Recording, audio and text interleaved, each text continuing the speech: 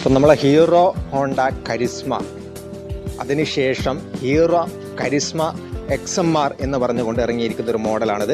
നമുക്കിതിൻ്റെ യെല്ലോ, അതേപോലെ red, black എന്നീ 3 കളറുകളിലാണ് ഈ വാഹനം ലഭ്യമാകുന്നത്.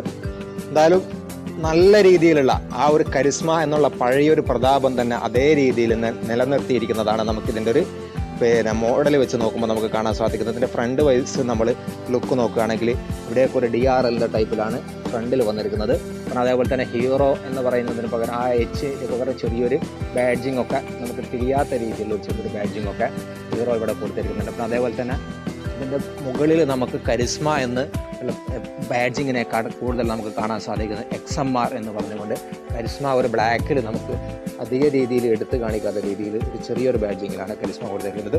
കൂടുതലായിട്ട് ഇനി ഒരു വാഹനത്തിനകത്ത് വന്നിരിക്കുന്നത് ടെലിസ്കോപ്പിക് സസ്പെൻഷനാണ്.